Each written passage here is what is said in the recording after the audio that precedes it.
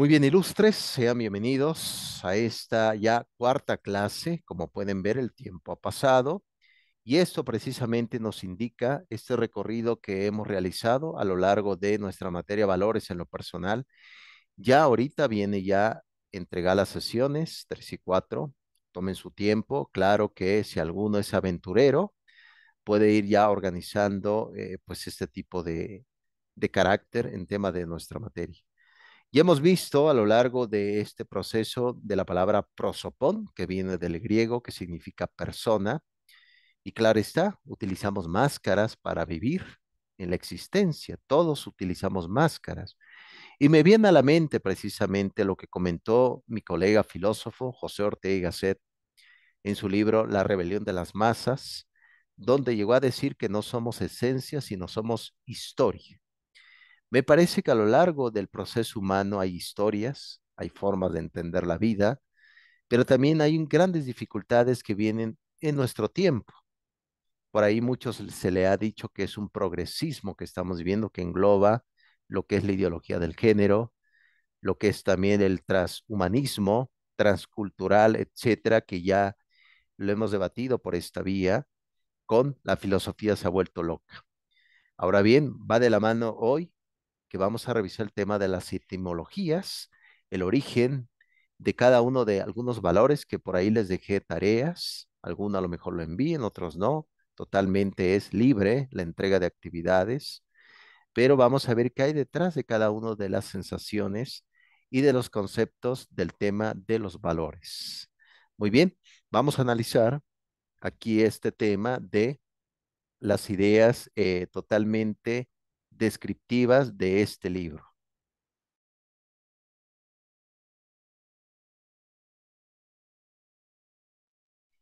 Muy bien, entonces vamos a ver esta concepción de el libro de los valores de dos pensadores españoles.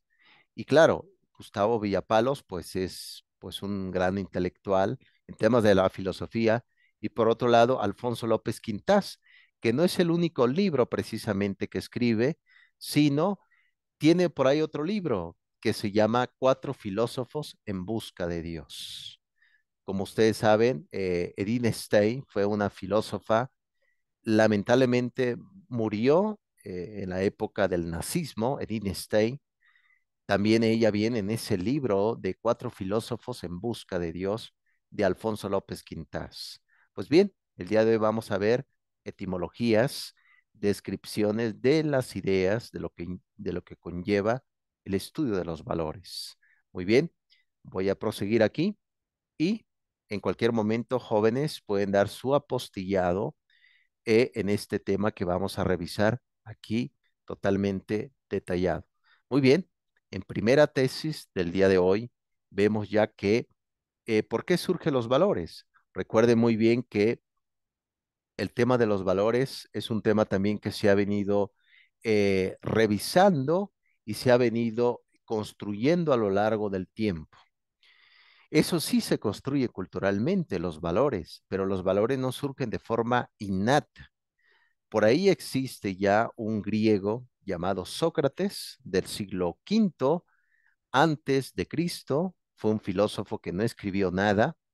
Gracias a Genofonte, por ahí tiene un libro sobre memorias de Sócrates. Y también está por ahí Platón con los diálogos, la apología, el banquete, etcétera. Y también está el propio Aristóteles que escribe, y en efecto sabemos que realmente existió Sócrates y también el dramaturgo Genófanes con el Tratado del Cielo, así se llama el texto, donde se burla un poco de Sócrates, pero bueno, al menos sabemos que sí existe. Sócrates decía que el tema del arete, la virtud, es algo que se aprende, es algo que se ve, es algo que se huele. Por lo tanto, es algo que se debe de enseñar. Y aquí precisamente viene un tema de mucha controversia, porque uno puede decir, bueno, profesor, yo siendo profesional me voy a comportar éticamente. Si no aprendiste la ética, me parece que no es así. Con el simple hecho de tener una carrera, de tener un conocimiento, etcétera, no es suficiente para que te comportes éticamente. Claro está, usted mira, oye, profesor, ¿qué está pasando? Échale un vistazo que estamos viviendo. Hay profesionistas que hacen mayores males que los que no estudiaron. Y eso fue el gran debate que se llevó a cabo a través del análisis del siglo XX con la banalidad del mal, por el cual la mayoría de las personas que apoyaron ese mal fueron personas inteligentes. Por ejemplo, Giovanni Gentile, filósofo italiano, que fue uno de los ideólogos del fascismo. Usted dirá, bueno, pero profesor, ¿cómo que la razón produce monstruos? En efecto, por lo tanto, esta es la justificación más que sólida de la importancia de que las escuelas puedan enseñar de dónde viene la ética, qué es la moralidad y en este caso, qué son los valores que vamos a revisar. Pero también hay un gran riesgo en este siglo XXI ilustres. ¿Cuál es? El tema del relativismo. Recuerden que el relativismo, su fundador, fue un sofista llamado Protágoras de Andera. Protágoras muere en el año, bueno, muere cuando tenía 70 años, iba por ahí una embarcación en Italia y demás, y eso provocó precisamente que pues no podía nadar y pues murió ahí en el agua, ¿no? Pero Protágoras llegó a decir que el hombre es la medida de todas las cosas. Por ahí tiene un texto que se llama Argumentos Demoledores, así se llama el texto de Protágoras, el sofista. Y ahí llegó a decir que cada quien tiene su propia verdad, decía Protágoras. Hasta eso tenía algo de razón. ¿Por qué? Porque cada cultura tiene pues su forma de costumbre. Vean, por ejemplo, Arabia Saudita, la vestimenta de las mujeres aquí en México, etcétera, ¿no? Cada país tiene su tipo de carácter, su ética. Lo que sí es que Protágoras decía que cada quien tiene su propia verdad. Fíjense que con base en ese relativismo cultural que vivimos en este siglo XXI, hay un libro que se llama La Suma Teológica de un filósofo del siglo XIII, dominico, llamado Tomás de Aquino, para los creyentes, Santo Tomás de Aquino, que hizo la siguiente argumentación. Por ejemplo, si alguien dice, es que cada quien tiene su verdad, pues eso indica que existe, que cuando alguien dice, es que existen muchas verdades, esa argumentación, decía Tomás de Aquino, indica al final de cuentas que existe una verdad. ¿Cuál es la única verdad? Que existe muchas verdades. ¿Se dan cuenta? Cuando alguien argumenta que todos tienen diferentes verdades, al final de cuentas es una verdad, es una argumentación de una verdad. En decir que hay muchas verdades, es una verdad. ¿Se dan cuenta cómo caemos al final en temas de verdades absolutas? Si alguien dice, por ejemplo, que una mujer tiene conocimientos, tiene directrices, eso precisamente es una verdad y no podemos entrar en contradicciones si estamos en otro país, porque la persona vale por lo que es, no es por lo que tenga. Esos son los riesgos de este tiempo, jóvenes ilustres, el tema del relativismo que viene de los sofistas, en especial Protágoras. No es posible que exista muchas verdades, porque al final de cuentas, en decir que hay muchas verdades, todo se reduce a una verdad, que hay muchas verdades. Caemos en ese concepto que muy bien lo explicó el buen mudo llamado Santo Tomás de Aquino del siglo XIII. Muy bien, aquí ya están los comentarios, me parece moral, ya el apostillado del día de hoy. Dice, como siempre, su compañera, a ella, el libro me gustó mucho. Dice, aunque en un principio me costó mucho trabajo, describí a profundidad cada valor y es muy interesante entender el origen de cada uno. Importante saber el significado de raíz de cada palabra para entender su estructura. Me pareció muy importante como cada texto nos hacía analizar a profundidad el sentido de cada valor. En definitiva, un compilado que nos invita a la reflexión. Como siempre, excelentes recomendaciones y clase maestra. Aprecio, ilustre, a ella que hagas este apostillado, sin duda, claro que en definitiva es difícil abordar el tema de la etimología, porque la etimología tiene que ver, por ejemplo, con la profundidad de los conceptos. Por ejemplo, cuando hablamos de la palabra idiot, ¿no? Esa palabra, eh, ¿qué significa en el lenguaje latino? Bastón. Es decir, esa palabra significa bastón en latín. No necesariamente decir que todos los que utilizan bastón son idiotas, no, sino que alguien que tiene que estar con otra persona para vivir, alguien que no vive para sí mismo, alguien que necesita de recargarse en alguien para poder vivir, ¿no? A esas personas se le llama idiota en latín. Ese significado, pues, comprende precisamente, porque me parece que en este tiempo contemporáneo abunda muchas personas que no piensan por sí mismas, sino creen todo lo que se les dice, los medios de publicidad, etcétera. Por lo tanto, de eso se trata precisamente, ahondar en ese tema del concepto de los mismos valores. Por lo tanto, ¿por qué es necesario volver a ese estudio? Por lo que estamos viviendo, crisis de valores, crisis de vida. Por eso es importante volver a este meollo, jóvenes ilustres, en este tema. Muy bien, prosigo. Aquí precisamente voy a citar a un filósofo llamado Guy Debord. Guy Debord fue un ilustrado eh, y un tipo de pensador, Guy Debord, que fue el creador de lo que actualmente se conoce como la sociedad del espectáculo. Guy Debord llegó a mencionar precisamente que, y de ahí viene, no sé si ustedes recordarán jóvenes, en la obra de George Orwell, 1984, el concepto del panóptico, que claro, lo toman de Jeremy Bentham, el filósofo momia, que ya les platiqué un poco por esta línea académica. La sociedad del espectáculo es que todo se basa a través de la diversión. Recuerden que si no es divertido, no es vida. Esa es la argumentación de este entonces, de este tiempo. Pero no todo es diversión, recuerden esto. Ya les había comentado que esta sociedad contemporánea primero les entra por los sentimientos y luego entra la racionalidad. Es Descargar decir, para que se lo vende sentimientos. descarga el Y eso otro es también, precisamente el conflicto para que que no te, ¿no? Ya estamos después seguir. viviendo en este tiempo. Guy Debord habla de la sociedad del espectáculo. ¿Qué tipo de sociedad del espectáculo vivimos? Que todo es chismes. ¿Por qué creen que tiene tanto éxito estas revistas del corazón? Porque vivimos, que decía Guy Debord, sociedad del espectáculo.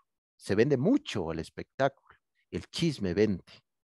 Como les había comentado, una sociedad corrupta, vicios, los vicios dejan mucho dinero. Esa es la parte negativa cuando vemos que no existe una sociedad como tal formada en valores. Por eso es importante, recuerden esto. ¿Por qué se tienen que enseñar valores en la escuela? Porque no es algo innato, es algo aprendido. Y si yo no lo aprendo en la escuela, aunque yo sea un maestro, un doctor, un licenciado, no me voy a comportar éticamente porque necesito aprender qué es la ética y para qué me sirve en mi propia vida. De eso se trata, lo que decía Guy Debord, la sociedad del espectáculo. Bien, jóvenes, ¿quieren comentar algo? Ilustres, pueden abrir su micrófono. Adelante.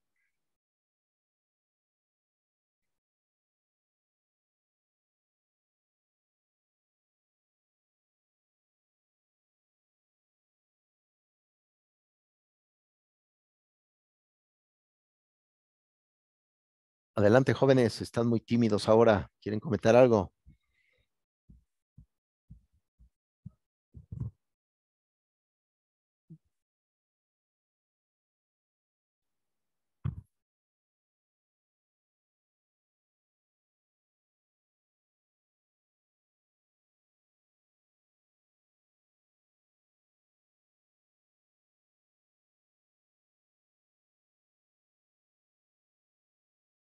Muy bien, aquí creo que están escribiendo.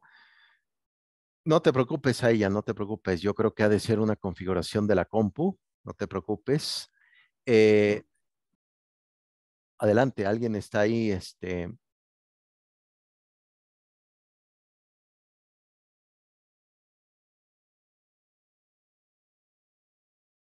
¿Quieren participar, jóvenes?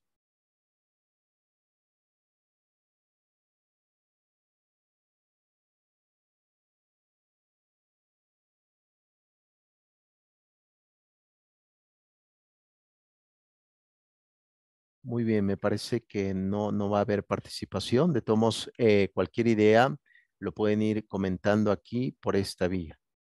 Muy bien, voy a proseguir, jóvenes. Vamos con ya la tercera tesis. Ustedes ya hicieron el trabajo, algunos lo hicieron, otros pues no, era de forma libre, pero aquí demuestra y se expresa precisamente la etimología de las palabras. A esto se le llama en griego ontología. Claro, viene desde la época de Parménides, un presocrático. Ontología, ¿qué significa? Debajo de, lo que significa en griego debajo de. El estudio del ser, ontología. ¿Qué es el estudio del ser? El ser de la persona, por supuesto, pero la persona tiene que prolongar su vida. Recuerden que el objetivo de los valores es que al menos podamos prolongar la vida hasta donde podamos a nivel biológico. Es claro que aquí viene precisamente una pregunta. ¿Podemos ser felices haciendo el mal?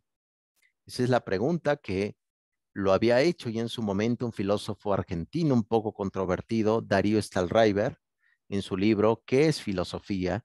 Hacía esa pregunta. ¿Podemos hacer felices haciendo el mal? ¿Podemos tener felicidad viviendo con base al mal? Es claro que si alguien se dedica a hacer cosas malas, no va a tener tanta prolongación de su vida, va a llegar un momento que va a terminar su vida. Por eso los valores, si alguien le dice, oye, pero ¿para qué sirven los valores? Ah, para que yo pueda vivir un poco más. De eso se trata, claro está, el término biológico pues también expone su etapa final en todo esto. Muy bien, vamos a entrar ya con la tercera tesis, el concepto de solidus. En efecto, aquí nos recuerda un poco el tema precisamente del ejército. Por ejemplo, aquí en México, el ejército nacional, que algunos dicen, bueno, profesor, pero es el orgullo, etcétera. En efecto, de ahí viene precisamente la concepción de ser solidario. Y aquí precisamente en ser solidario les voy a contar una historia.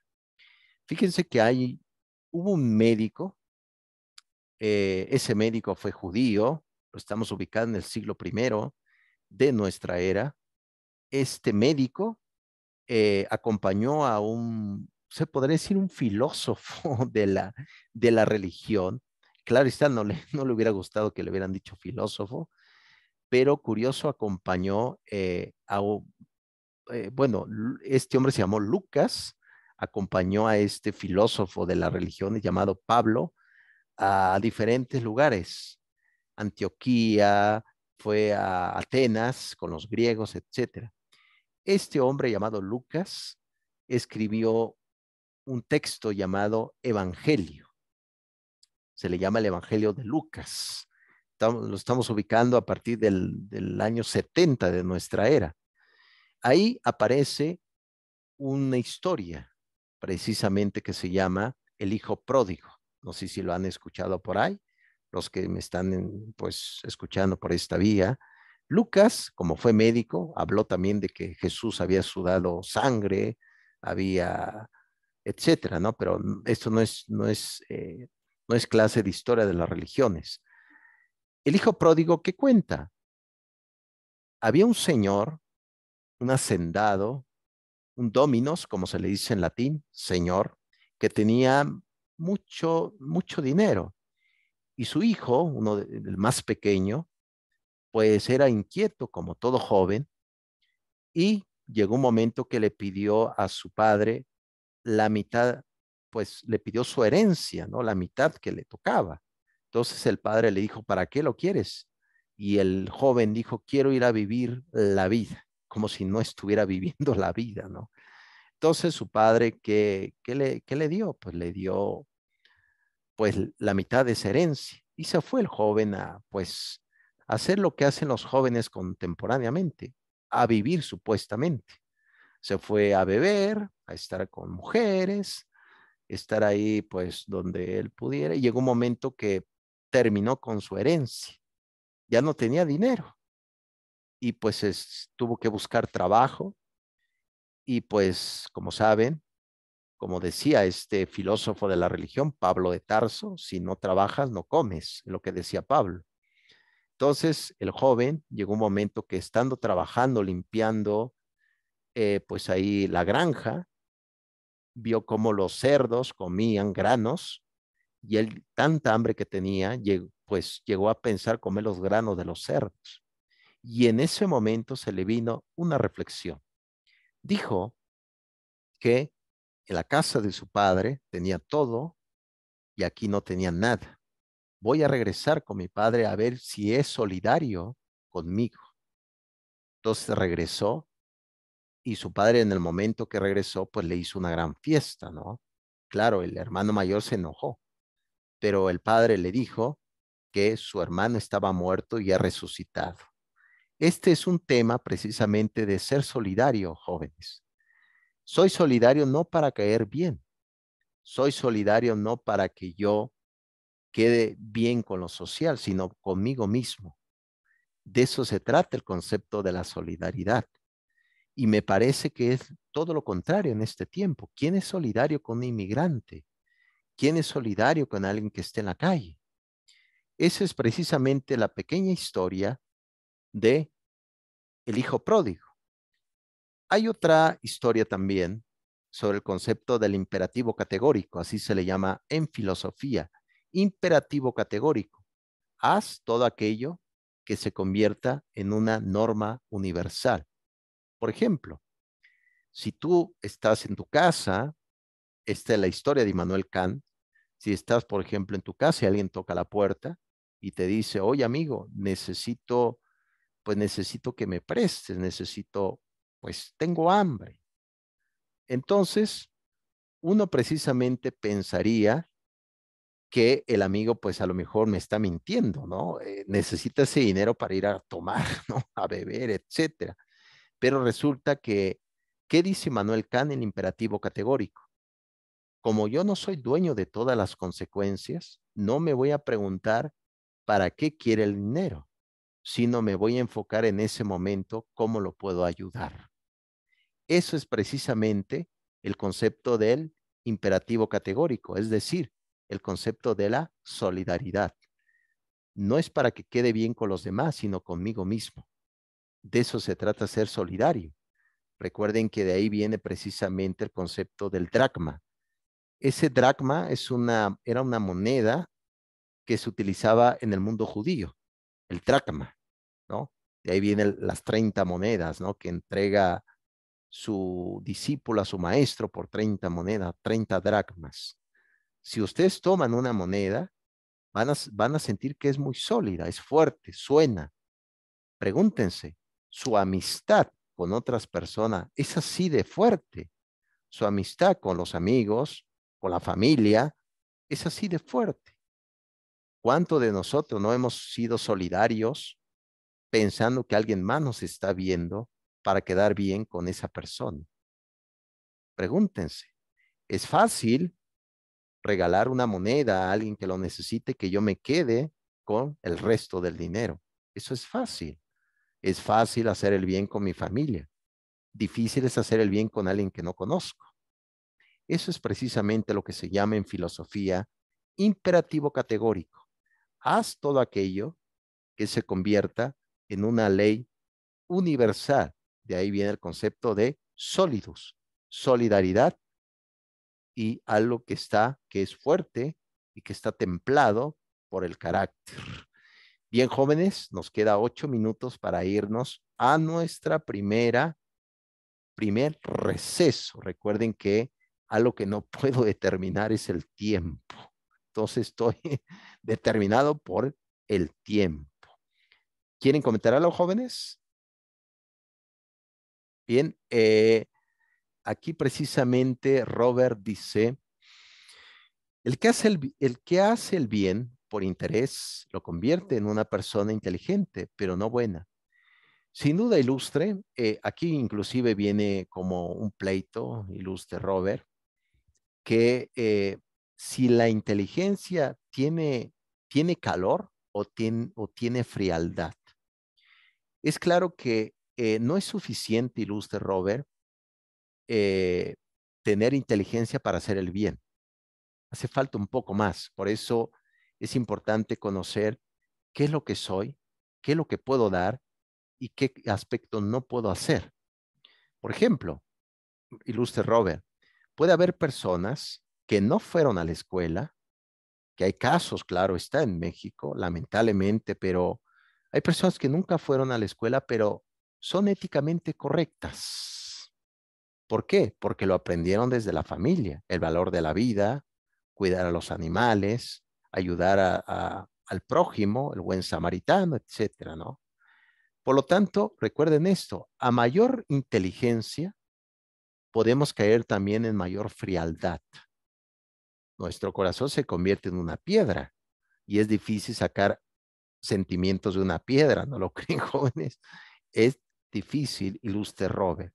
Por lo tanto, no necesariamente una persona inteligente, no necesariamente es éticamente correcta.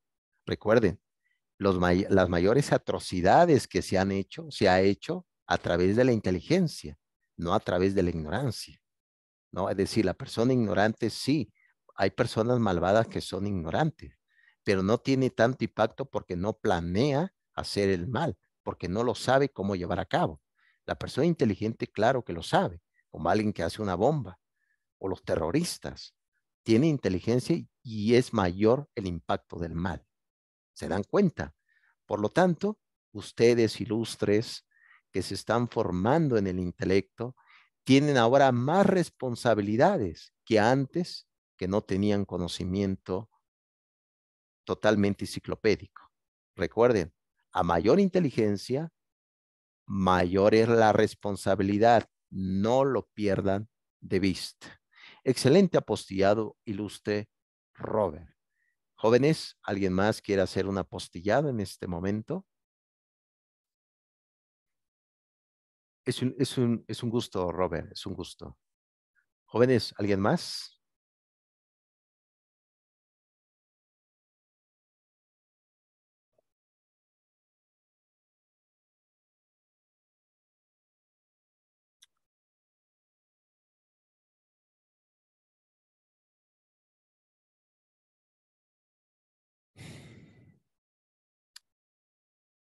Carlos, ¿quieres comentar algo? Anaís, ¿quieren comentar algo antes de irnos a recesito? Liliana,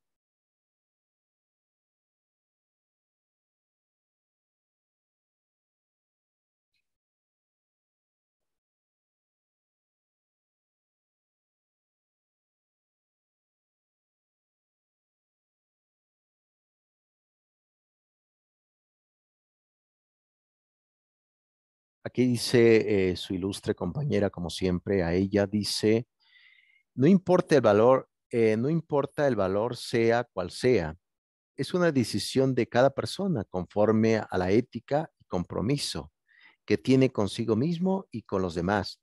Sin duda alguna, ilustre a ella, como saben, el tema del valor es un tema también vertical. Recuerden esto, no todo en la vida es importante para nosotros. Eso no lo pierdan de vista. No todo en la vida es importante para el sujeto. Va a haber prioridades. Por ejemplo, dices tú, oye, profesor, un ejemplo, imagínense nada más que van por una calle y ven que pues está quemando una casa, ¿no? Y pues resulta que entras tú corriendo, quieres ayudar, y resulta que ves a un niño, pues ahí, y tú pues dices, lo voy a salvar, pero tienes que tomar una decisión. Está el niño ahí y al lado pues hay un gato, ¿no? Dices tú, bueno, profesor, ¿a quién salvo? No, yo creo que la respuesta es muy obvia. Por grado de perfección ontológica, al niño. y pues te vas y el gato pues tuvo su suerte. ¿Esto qué significa? Que en la vida debemos de tomar decisiones, ilustre a ella, pero también hay prioridades. No todo en la vida es importante para cada una de las personas, los que están aquí escuchándome en este momento. Por lo tanto, es importante, ilustres, que descubra qué es lo más importante en este momento para cada uno lo que me están escuchando.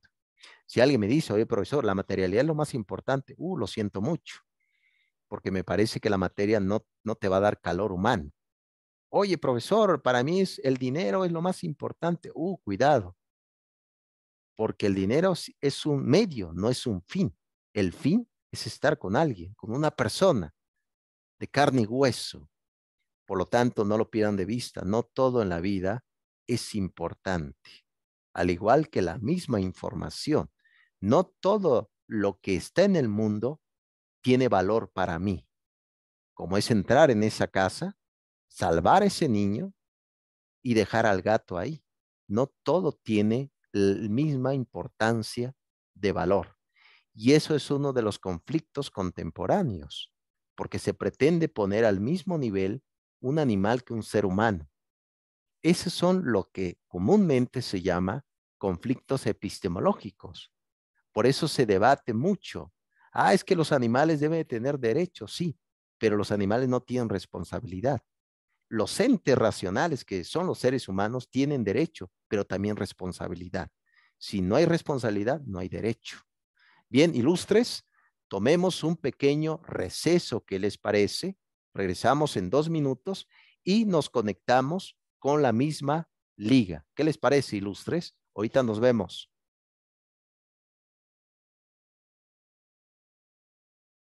Excelente. Quedamos con la misma liga, jóvenes.